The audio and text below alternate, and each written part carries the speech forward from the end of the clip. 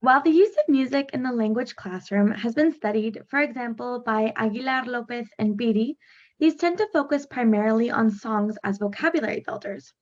Using music as a tool to explore themes related to EDI, equity, diversity, and inclusion, has been largely ignored.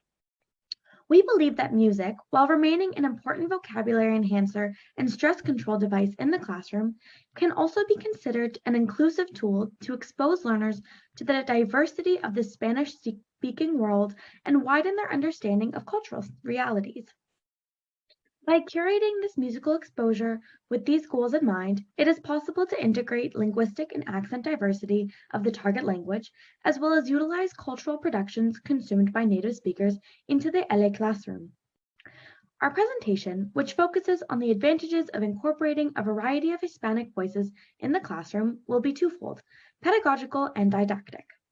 First, we will explore the pedagogical background of our project, looking at the role music can play as a tool for the incorporation of diversity into the LA classroom while retaining the linguistic potentials previously studied.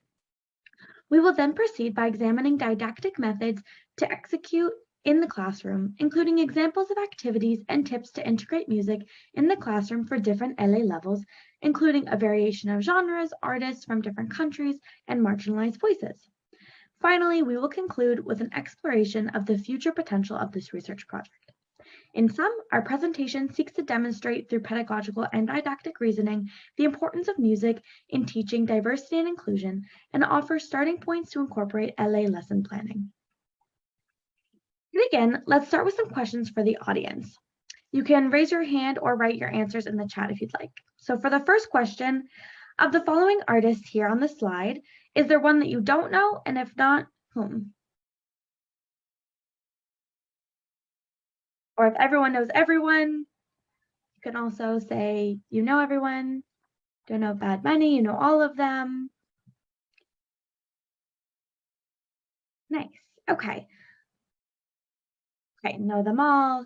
Okay, so these seem to be one or two people of the lists are an outlier or an outlier, but for the most part, they seem to be familiar names. So then what do you notice about this list? Are there any generalizations that you can make by them?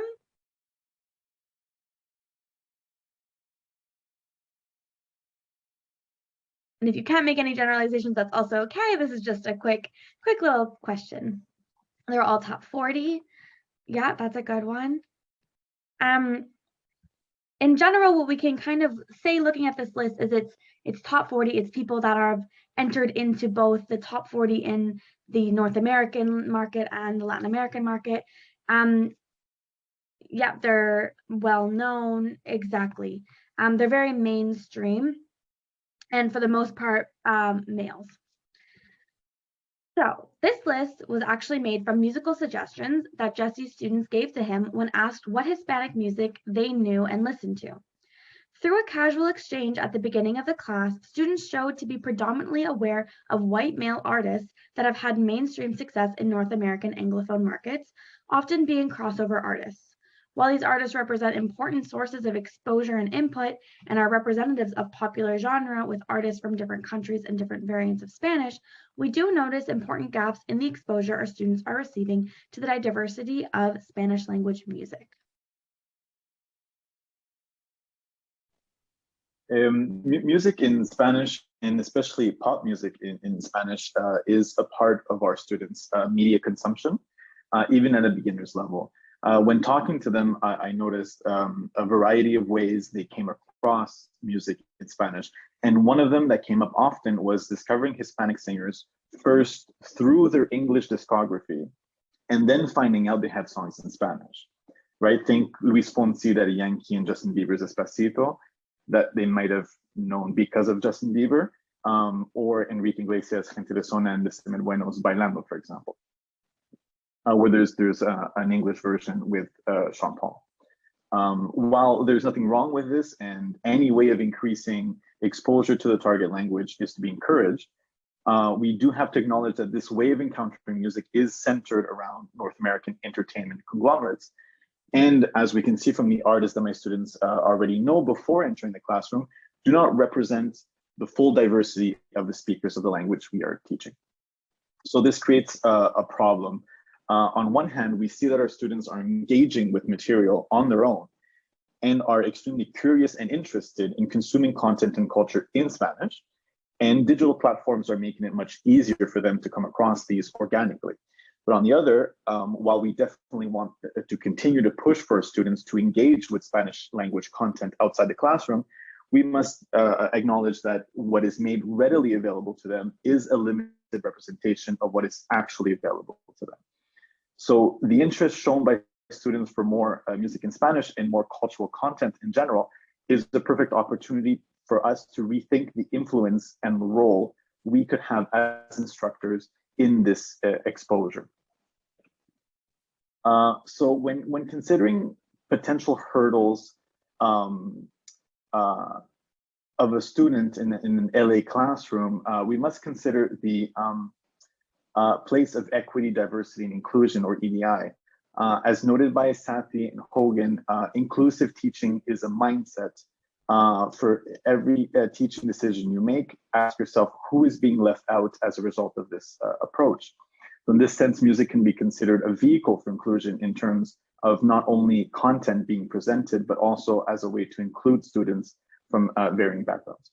According to Ratti et al., popular music allows students to hear their own language being taken seriously in the classroom. That's why it's important to encourage the kind of exposure to pop music that we already have. Therefore, by including pop culture in the classroom, we can build more relatable entry points for the students to feel more comfortable in the learning environment.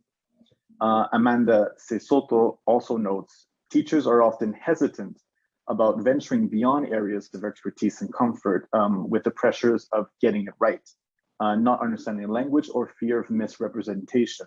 They frequently stay within the familiar, right? The songs that we kind of use over and over again in our classes. So a hurdle here then is for professors to not be hesitant, but to move forward in order to be more inclusive.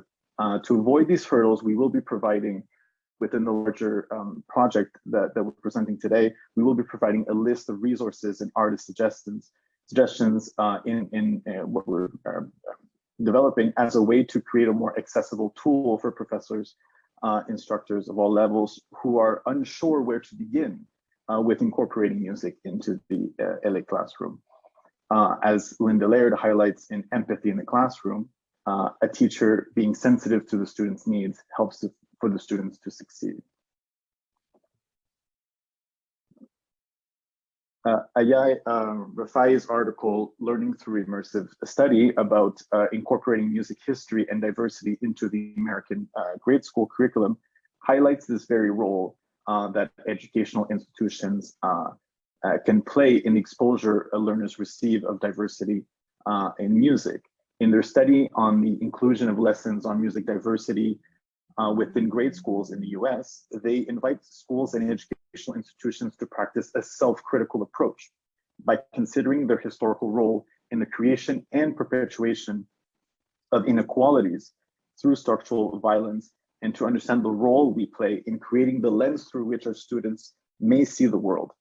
The objective of including diversity in music in the classroom is, according to the author, to weave a vibrant tapestry for students by acknowledging and celebrating ethnically and linguistically diverse communities. These units teach students how to communicate through a culturally appropriate lens. They also help them develop meaningful relationships and foster an international point of view so that they are prepared to live in a global environment. Of course, incorporating music into the classroom does not only have to take the form of a planned activity. It can be done in ways that are more focused on creating comfortable learning environments, such as playing music as students enter the room, playing music as they do personal or teamwork, including links to music videos or playlists on the class's digital platform, if there is one, etc. But staying within the goals of this presentation, we wish to seek new ways of incorporating music into LA didactic activities that transcend the traditional use of music as vocabulary builder and utilize music as a means to incorporate EDI into the classroom. So we will continue by presenting 3 learning activities that can be integrated into LA lesson plans with the objective of incorporating music as a cultural object without losing its value as a tool to practice specific grammatical skills. The 3 activities are designed for the A1, B1, and C1 levels, respectively. These are designed to be introduced into the curriculum without much extra work, only modifying already typical activities that we traditionally do in LA classes in order to include music as a tool to expose students to the diversity in all its forms of the speakers of the target language. So the first activity we suggest is aimed at the learners at the A1 or A2 levels. It involves assigning a singer or musical act to each student or team of students, depending on class size, and having them present their given musical act to the rest of the class. On a pragmatic level, this utilizes skills obtained at this level, specifically the ability to introduce someone using basic personal information, such as name, age, nationality, occupation, place of residence, and basic personal traits like physical attributes or aspects of their personality. On a linguistic level, this utilizes the third person singular conjugation, gender agreement, and basic vocabulary related to social identity and personal information. For example, if a student was given Caliuchis, a Colombian singer, they could say, esta es Caliuchis, es cantante, es de Colombia, vive en Nueva York. This activity is already typical for the A1 level, sometimes done using other classmates, or sometimes students present a family member or a friend to the class, or in an interview style activity. These versions of this activity are rather good for icebreaker activities. The version we are proposing could be easily added as an extra option for more practice. So the list of artists can be created by the instructor, and a sample list will be included as a resource within our expanded project. A companion playlist can be created and offered to students. This can be done on Spotify or through a series of links to videos on Brightspace or Virtual Campus. This can also be a collaborative effort, as students may choose to contribute to the list by submitting their favorite song by the artist on which they were asked to present, fostering a more participatory environment for students, especially at a university level. A level B example differs from the previous example based on the content that can be presented by the students. By taking a step forward in a more detailed approach, the students can now be more descriptive. We propose that this activity shift more to the personal with 2 options. For the first option, the students can write on a singer's life, providing more details than what could be done in a level A activity. In the second option, the students can provide their opinion on a song and why they like it or dislike it. As an example, a student could select Sesh and say that he is a Panamanian singer, was born in '93, etc. They can then give descriptions of his music style and physical characteristics using verbs and descriptions learned in class. When picking a song, they can say why they liked the song or why they chose it. For instance, they can say they liked the song because of the rhythm or of the lyrics. These 2 options can also be combined for a more comprehensive activity that looks at both the student's ability to describe or present a person, but also deliver their opinions. To expand this activity, a pre-activity is to create a list of artists and songs together as a class, or a post-activity examining which artists and songs were prevalent among the students. The students could also present their person orally to the class, introducing their singer as a mini presentation. For our final example, we will now present a level C activity that incorporates the values of equity, diversity, and inclusion. According to the Common European Framework of Reference for Languages, the student should be at a level where they can understand and speak at a proficient level and understand a wide range of demanding longer texts and recognize implicit meaning. Keeping this level in mind, for the activity, we propose that the students switch from looking at the singer or artist themselves and focus instead on the songs and lyrics. By examining song lyrics, students can write about how the song reflects certain themes. For example, if the goal is to analyze gender in music, Amanda C. Soto recommends in Conjunto in the Classroom to focus on women conjunto musicians and their struggles to become successful in a male-dominated musical culture. For this assignment, the professor can provide students with a list of themes, including gender, race, socioeconomic positions, etc. The students could then select one of the themes and choose a song that corresponds to that topic. They would then write approximately 500 words on why they chose the song and why it relates to the theme, giving examples from the lyrics. For example, they could select Pablo Albaran's Saturno as an example of non-gender-defined romance, where the voice is singing to an unidentified tú, creating an inclusive base for the song. In this example, the themes guide a space of inclusion. An alternative approach would be to also provide a specific list of songs or artists that the students can examine.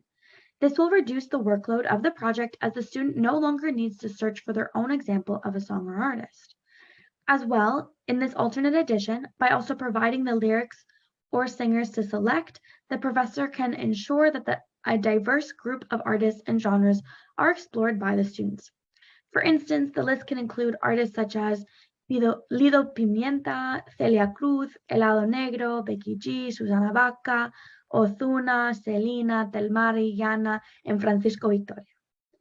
A similar expansion of the level B activity can be extended to level C with a pre-activity of creating a list of artists or themes together as a class, or creating a post-activity examining which artists or themes were prevalent among the students.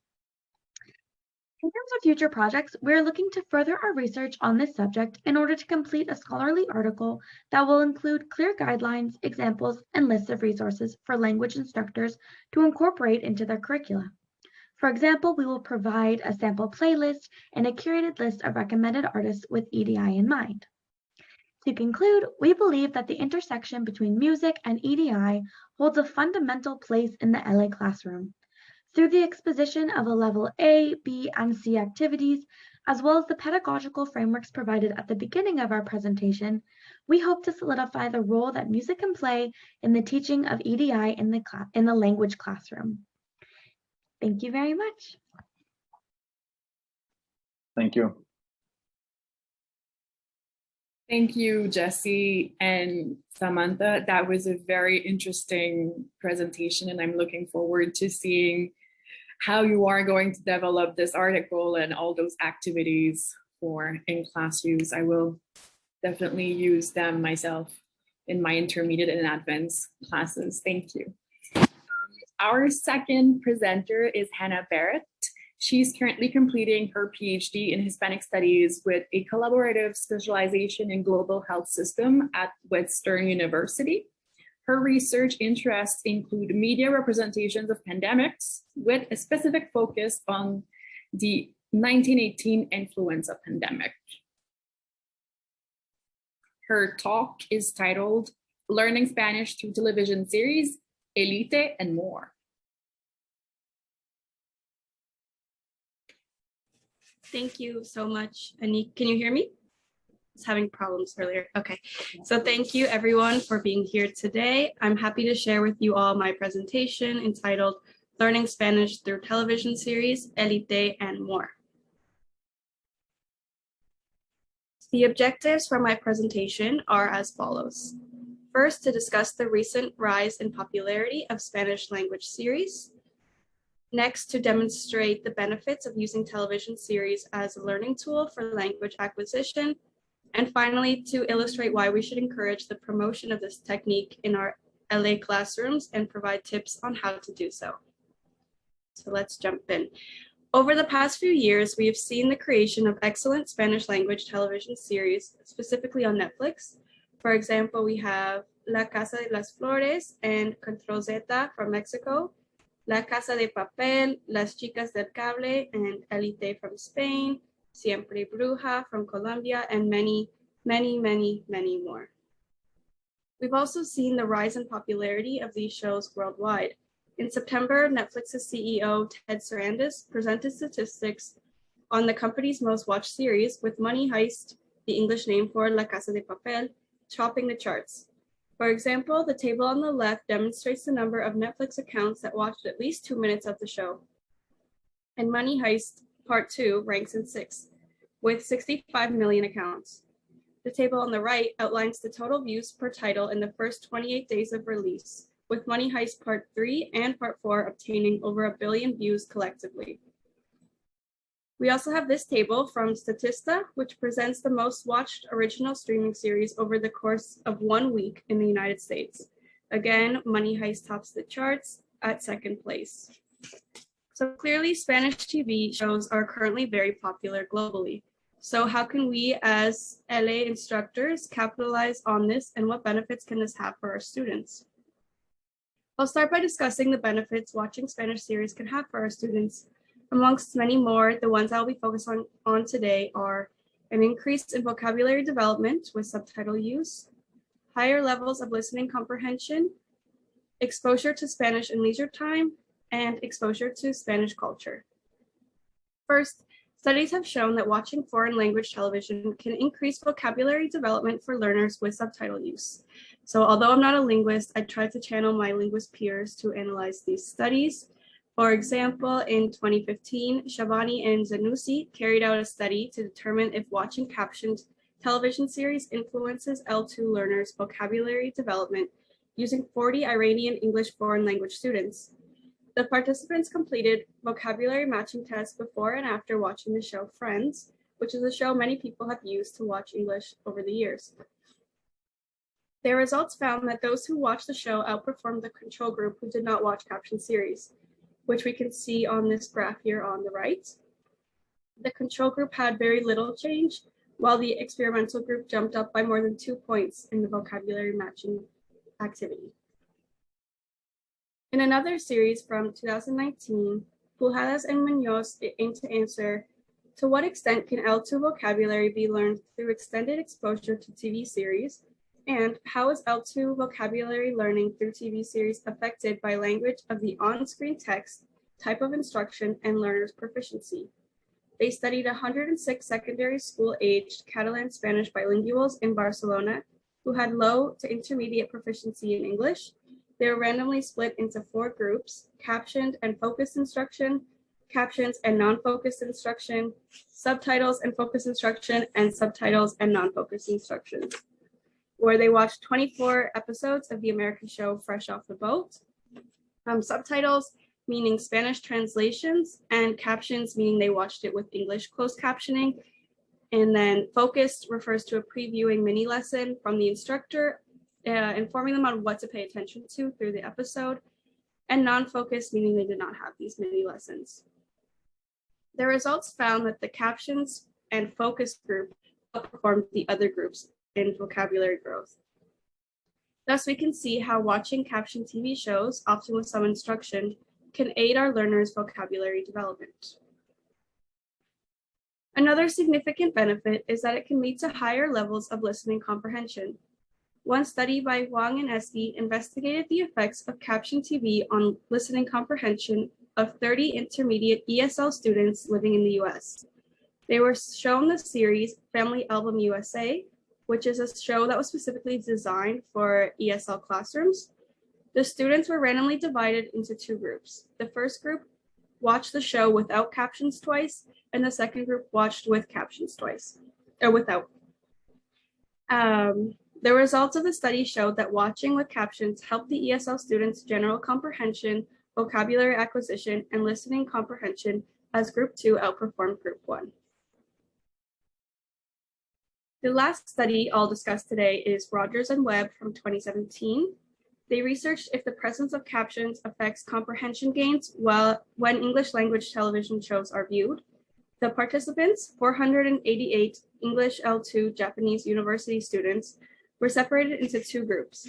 One group watched the show Chuck with captions and one watched without. They were tested on the content of the episodes, such as true or false questions or ordering the sequence of events that took place. They found that all the students had significant comprehension gains from before and after the test, but those who watched with captions had more gains during the initial episodes. Again, we can see how watching television, specifically with captions, has acquisition benefits for learners. So besides the formal linguistic acquisition benefits, there are other various, I would say, informal benefits watching TV in Spanish can have. For example, watching Spanish series completely shifts the learning dynamic.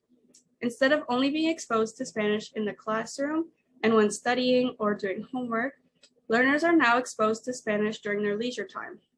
And although movies are still great for very similar reasons, I chose to focus on television series because they encourage a longer period of engagement. They could be 10 or 20 episode seasons, 8 seasons, as opposed to watching an hour and a half movie and then never engaging with that material again. There's something more content that can be consumed. This increase in input allows for more hours per week that the student is exposed to Spanish. So if we look at a sample of a Spanish student's schedule based on my personal experience, they have 3 hours a week of class time and 2 hours of studying and doing homework per week. This traditional method leads to about 5 hours of exposure and engagement with the language per week. However, when we add watching one series, this completely changes. We have the existing schedule of classes and studying, but now with many more hours from watching. For example, if a person binge watches a few episodes on a lazy Sunday, something I'm very guilty of, and watches an episode or two before bed a few nights a week, this could increase to 13 hours of exposure to Spanish a week, nearly triple the traditional amount. Another key factor is that it's now commonplace for people to follow their favorite actors on social media. This means Spanish is now breaking into another aspect of leisure time, social media, on the cell phone, as these actors are posting in Spanish. So now while our students are scrolling on their phones, they're seeing the actors' posts in Spanish. For example, this post from August by Ursula Corberó, a lead actress from La Casa de Papel, in which she uses simple vocabulary and sentence structure where our students could understand, but they would still learn a few new words. This can also apply to YouTube, as Netflix and other producing companies make content using the cast from popular shows. So for example, in this video from 2018, 3 cast members from Élite give the audience a Spanish lesson. Of course, this is a great way to engage learners if they already love the show and they love the actors in it. So watching Spanish series breaks the wall into the student's personal life. Finally, students are exposed to many aspects of Spanish culture. This could be a presentation on its own, but I'll briefly discuss 3 aspects: exposure to different accents, social etiquette, and cultural issues. So with all of these shows, they're produced in different countries, some in Spain, throughout Latin America, and then also in the US.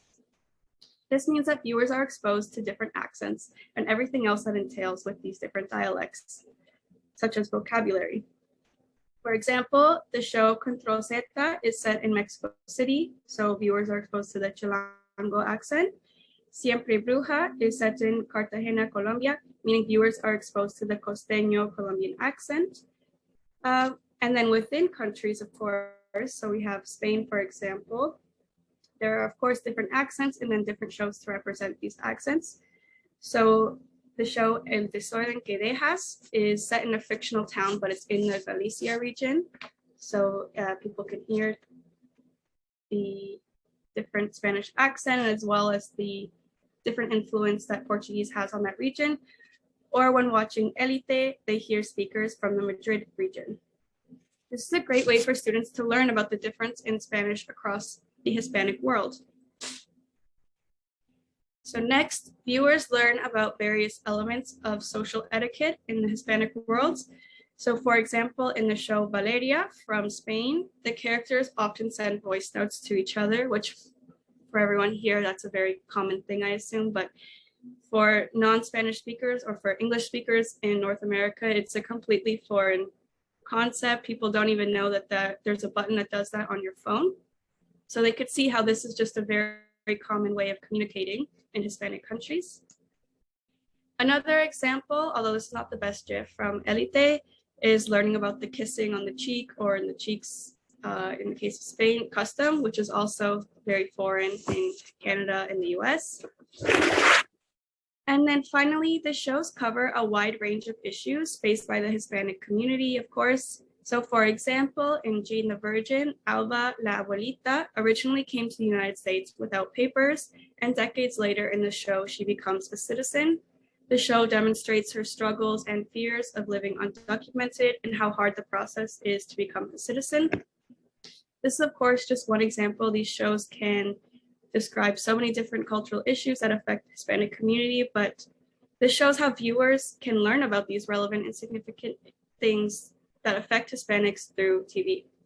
So thus students can learn about Hispanic culture while watching TV. So now that we've seen the benefits watching Spanish series can have on our students, how can we promote this technique in our classrooms? I've broken it down into 2 important steps. First, helping them find the right show based on their comprehension level and interests. And secondly, encouraging them to use certain tools to aid their watching experience. So to start off, there are certain types of series that can be easier for LA students. These can be recommended at the start of the semester, especially for beginners. So the first step is watching Spanglish shows that are in Spanish and English. Normally they're more English than Spanish. Normally the elders speak Spanish and the younger generations respond in English. So for example, the show One Day at a Time, which is a reboot of an English show, Jane the Virgin and On My Block, amongst many others. This can help at the start of the learning process so as to not overwhelm the learners with a fully Spanish show. They're also set in an English-speaking country, so there's less of a culture shock as the environments are familiar to the learner and they could just focus on picking up the Spanish that they hear throughout the episodes.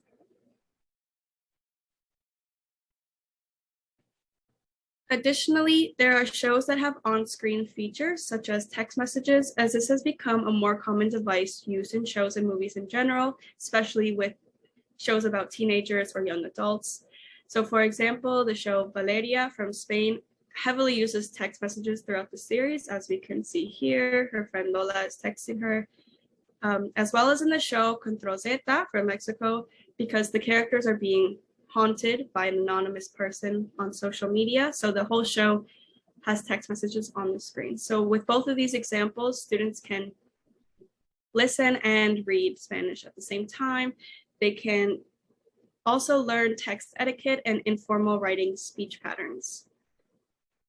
So another way I help students find shows that work for their interests is through a survey at the start of the school year.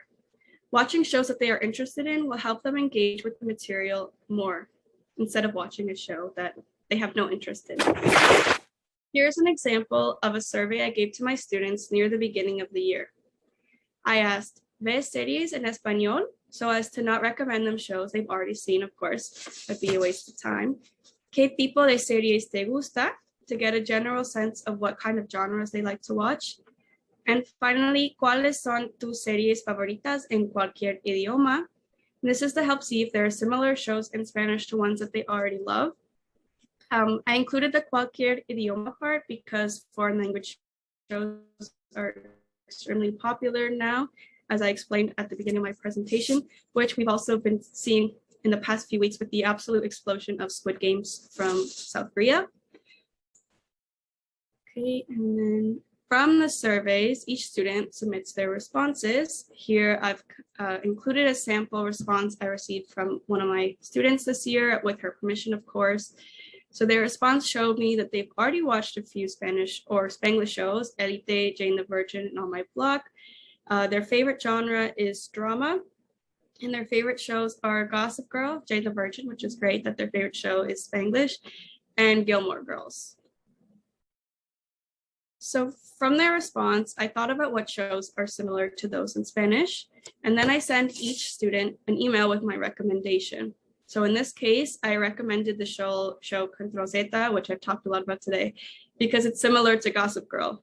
Both are high school dramas with an anonymous person controlling their social activities, and yeah.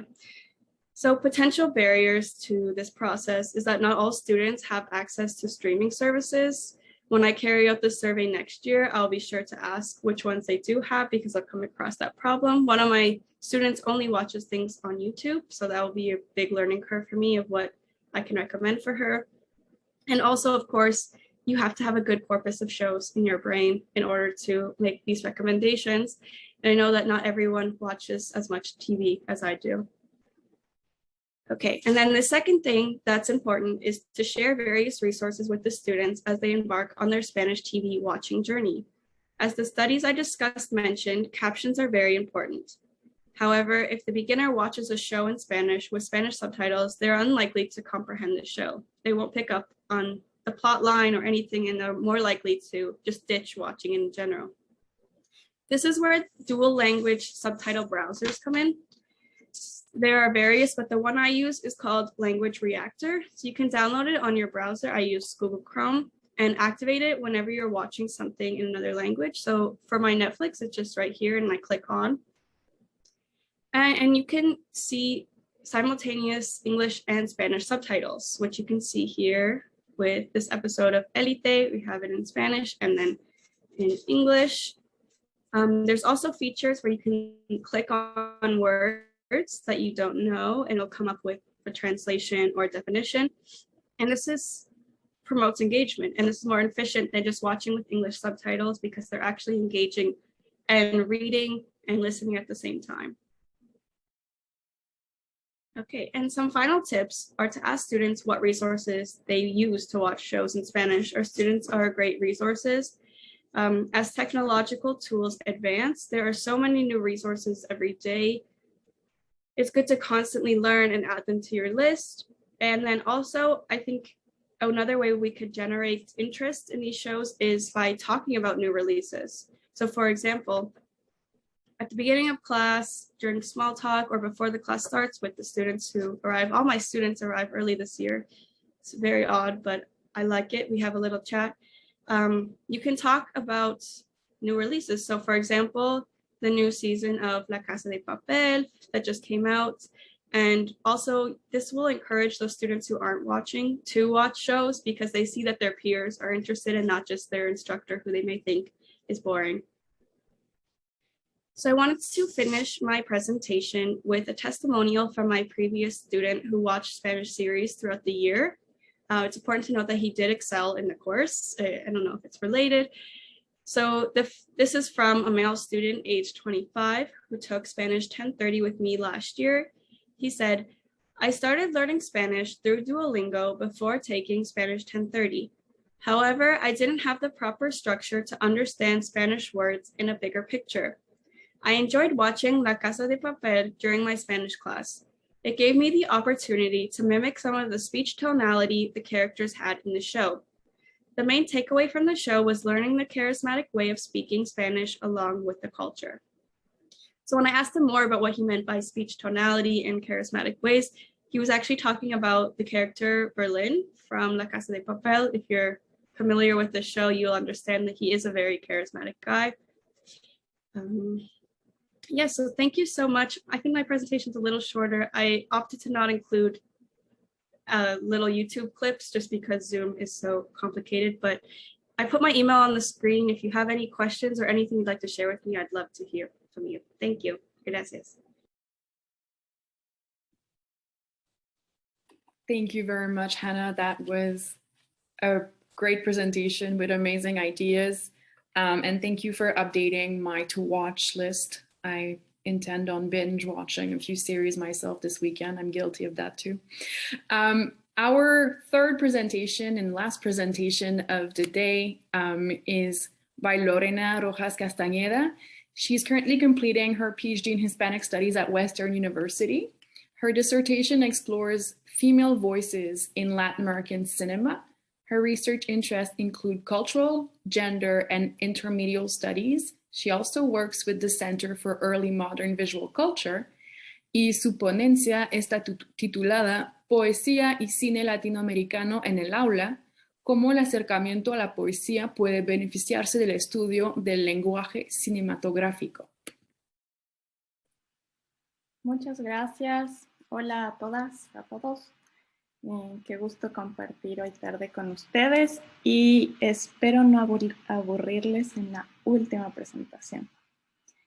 Bueno, voy a iniciar. Mi ponencia habla un poco sobre la relación de cine y poesía y cómo puede ayudarnos el cine a acercar la poesía a los estudiantes de español como lengua extranjera. Entonces, en la actualidad los medios audiovisuales ocupan una parte importante de nuestra vida y de nuestra cotidianidad. Desde hace ya varios años, lo audiovisual dejó de consumirse únicamente para actividades de ocio, diversión o educación, sino que se expandió a todas las esferas de nuestras vidas. Nuestros consumos, nuestras relaciones, nuestras comunicaciones, entre otras, se encuentran atravesadas por tecnologías, elementos y herramientas audiovisuales. En términos de Amilburo y Landeros, somos una generación de agentes audiovisuales y estamos más que familiarizados con este tipo de lenguaje. Es por esto que incluso de manera intuitiva hemos incorporado a nuestros métodos de enseñanza el uso de elementos audiovisuales como películas, series, como mencionó Hanna, videos musicales, etc. No solo por el hecho de innovar o hacer más entretenidas las clases, sino porque lo audiovisual se ha convertido en un lenguaje compartido entre maestras y alumnos en el aula, capaz de superar algunas limitantes comunes al estudio de una lengua extranjera, aligerando el proceso de aprendizaje y reforzando lo que se está aprendiendo. Para esta ocasión, lo que me ha interesado revisar es precisamente lo que podemos obtener de beneficioso de la incorporación de películas en el aula, específicamente aquellas que estén relacionadas con obras poéticas. Esto con el fin de utilizar un lenguaje que resulte cercano o común para los estudiantes y a través de este transmitir o enseñar elementos que en la poesía suelen ser complejos, más aún en la aproximación a la poesía de una nueva lengua.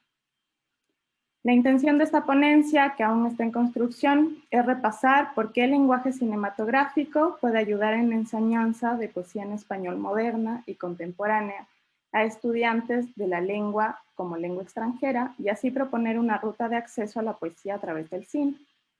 Esta ponencia se inicia abordando la relación que existe entre el cine, la literatura y las vanguardias, para luego detenerme en la imagen poética, como el elemento capaz de vincular las poéticas cinematográficas o de las películas con temáticas poéticas y de la poesía en español. Esto con el fin de reunir recursos que puedan ayudarnos en la aproximación al lenguaje poético, su lectura, comprensión y ojalá su producción. Entonces, desde el nacimiento del cine, el vínculo que ha tenido con la literatura siempre ha estado marcado. Las primeras películas buscaban transmitir historias de forma similar a los textos narrativos, inscribiéndose en un tiempo-espacio determinado y con una estructura general de introducción, desarrollo y desenlace. A partir de la incorporación del sonido en el cine, la palabra adquirió protagonismo, convirtiéndose en uno de los ejes narrativos de las historias representadas. Muchas de las primeras obras cinematográficas fueron adaptaciones de textos literarios. Por otra parte, los guiones, como materia prima de cada film, han mantenido una estructura muy similar a la de las obras teatrales, configurándose a partir de una narrativa dramatúrgica. Lo que marcó la diferencia con las obras de teatro fue que en el cine empezó a producirse un alejamiento del diálogo y se empezó a dedicar más atención a las imágenes. Si necesitáramos sintetizar la conexión entre el cine y la literatura, de forma muy simplista, podríamos decir que la relación entre ambas ha sido siempre fraterna y que desde los inicios del cine, este siempre necesitó de la obra literaria para, básicamente, tener una historia que contar. Sin embargo, aunque la mayoría de películas tiene una historia detrás sobre la que se asientan y la cual se desea transmitir, desde los inicios del cine han existido constantes experimentos que han demostrado que es un arte que puede tomar distancia de la literalidad y de la narrativa literaria. Las vanguardias del siglo XX incursionaron en las prácticas cinematográficas a partir de exploraciones de las posibilidades que otorgaba el cine como arte a través del montaje. El sonido, la imagen, el movimiento, el tiempo y el espacio. Se buscaba componer obras que puedan sostenerse y expresar más allá de un texto narrativo. Las vanguardias encontraron en el cine un camino para explorar las ideas que las movilizaban en ese entonces. Interpretaciones y exploraciones sobre la realidad, el inconsciente, lo onírico, la distorsión, entre otras, podían alcanzar su materialización en lo cinematográfico. Y es que el cine se caracteriza por combinar una serie de elementos sensoriales, fragmentados, unidos en un tiempo-espacio, provocando en quien mira no solo atención ante una historia narrada, sino una experiencia sensible. En 1916, en la revista futurista L'Italia Futurista, aparece un manifiesto sobre la cinematografía, en la que se exponen cómo debían estar construidas las películas de esta corriente. Y cito: el cinematógrafo es un arte en sí mismo. El cinematógrafo, por tanto, nunca debe copiar el escenario. El cinematógrafo, al ser fundamentalmente visual, deberá llevar a cabo principalmente el proceso de la pintura, distanciarse de la realidad, de la fotografía, de lo delicado y de lo solemne. llegar a ser antidelicado, deformante, impresionista, sintético, dinámico, verbo libre. Fin de cita. Sumada a esta definición, el manifiesto está compuesto de otras directrices de lo que debería ser y hacer el cine futurista y de cómo debería realizarse. En el texto se pone atención al valor de la imagen, la música, la importancia simbólica del montaje, las formas de narrar, entre otras. Cito: nuestros films serán analogías cinematografiadas, utilizando la realidad directamente como uno de los dos elementos de la analogía. Ejemplo: si queremos expresar el estado angustioso de uno de nuestros protagonistas, en lugar de describirlo en sus diferentes fases de dolor, obtendremos una expresión equivalente con el espectáculo de una montaña abrupta y cavernosa. El universo será nuestro vocabulario. Fin de cita. A pesar de lo polémico que fue el futurismo y el manifiesto futurista en especial, creo necesario destacar lo que se estaba generando como nuevas formas de entender al cine y que fueron la antesala para las exploraciones expresionistas y luego las surrealistas, que, como se verá más adelante, son aquellas que más evidencian la relación entre la poesía, la poética cinematográfica y la imagen poética. Lo propuesto por los futuristas sobre el papel del cinematógrafo y el uso de analogías provocaron distintas reflexiones sobre la narrativa, la dramatización y la representación cinematográfica. Alrededor de 1920, en Rusia, Bertov trajo ideas futuristas para generar varios conceptos sobre cómo el cine debía representar la realidad, centrándose en la herramienta del montaje, que en ese entonces era exclusivamente cinematográfico. Bertov había parafraseado a Marx diciendo que el drama es el opio de los pueblos. Pues cabe señalar que el cine soviético tenía como máxima un cine revolucionario para la revolución y como segunda consigna, la que aquí es relevante, la experimentación como sistema. Es así que surge la experimentación del montaje intelectual y de atracciones, como un medio de investigación de los límites entre la ficción y la realidad, pero siempre desde su propuesta conceptual del cineo glass, que buscaba una objetividad total e integral al momento de captar los distintos fragmentos de realidad con la cámara. Es entonces que, cito, surge el cine documental al servicio de la Revolución Rusa. Desplazándonos de Italia y Rusia, en la Alemania de entreguerras, surge el expresionismo, término que se utiliza en distintas disciplinas artísticas para describir aquellas obras en las que la realidad se presenta de forma distorsionada por el fin de comunicar una visión interior del artista o sus emociones. El arte expresionista se caracteriza por representar la experiencia emocional, no desde la realidad externa, sino desde la naturaleza interna del artista. Aunque este movimiento llegó a varias disciplinas, fue precisamente a través del cine que alcanzó mayor difusión. Uno de los ejemplos más icónicos es el gabinete del Dr. Caligari, de Viena, donde se manejan luces y sombras muy marcadas, perspectivas deformadas y cambiadas, blancos y negros intensos y violentos, líneas diagonales deformadoras de la realidad, personajes extraños, vestimenta y maquillaje extravagante y exagerado. Todo esto forma parte de una estética muy particular que simboliza la angustia que en aquella época les aquejaba, pues era una época de guerras. En palabras del historiador y crítico Caparrós, en el expresionismo, en definitiva, los conceptos filosóficos son mezclados con el onirismo y lo sádico de forma extravagante. En 1924, la aparición del manifiesto surrealista da un espaldarazo a las vanguardias de los años 20. Breton en su escritura coincide en que el cine era un arte que ya había alcanzado cierto grado de madurez y que había sido reconocido como una disciplina que brindaba la posibilidad de manifestar el inconsciente humano y que aflorasen sus misterios en el arte. El movimiento surrealista y su interés por lo onírico encontró en la escritura automática y la fluidez de la conciencia herramientas que le permitieron desplegar la imaginación y consideraban que era la única forma de alcanzar un pensamiento sin barreras. Además, destacaron el valor y la fuerza de las imágenes, por lo que el cine parecía el camino idóneo para su exploración. Gracias a su capacidad de construirse con un lenguaje no narrativo, en el que la relación entre imágenes puede no responder a causalidad alguna, Luis Buñuel se convirtió en uno de los íconos del surrealismo gracias a sus películas Un perro andaluz, de 1929, y La Edad de Oro, en 1930. ambas escritas junto a Salvador Dalí.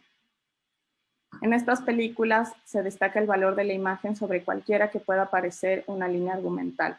De hecho, a través de la libre asociación de ideas por medio de imágenes, se prescinde de todo discurso lógico. Buñuel denominó al cine como un instrumento de poesía, pues asocia lo poético a una expresión del inconsciente, de la imaginación y de lo misterioso. Y dice, el cine es un arma maravillosa y peligrosa si la maneja un espíritu libre. Es el mejor instrumento para expresar el mundo de los sueños, de las emociones, del instinto. El mecanismo productor de imágenes cinematográficas, por su manera de funcionar, es entre todos los medios de expresión humana el que más se parece a la mente, o mejor aún, el que mejor imita el funcionamiento de la mente en estado de sueño. Fin de cita. Y es que precisamente es a través de imágenes que cine y poesía pueden encontrarse. A pesar de que en un primer momento puede parecer extraño el referirnos a imágenes en lugar de palabras o versos para hablar sobre la poesía, recordemos que fue el célebre semiólogo Peirce quien dijo que se comprende mejor el vocablo movimiento al imaginar una rueda que se mueve. Sin embargo, no son estas imágenes a las que hace referencia la poesía, sino aquellas imágenes que no surgen de las palabras directa o indirectamente. Al contrario, se deducen de lo que parece extraño y que parece escapar de toda lógica. En la teoría literaria moderna se utiliza el término extrañamiento, acuñado por Shklovsky, para hablar del fenómeno literario que se da cuando una expresión, en lugar de conducirnos de inmediato a la realidad que designa, nos remite a algo diferente de modo peculiar, de un modo extraño en el sentido que dicha frase no debe comprenderse en su significado convencional. Es entonces cuando se produce el fenómeno artístico, cuando el ingenio nos permite comprender, visualizar o imaginar algo que en primera instancia o ante una mirada ingenua carece de relación o sentido. El cine se constituye a partir de fragmentos.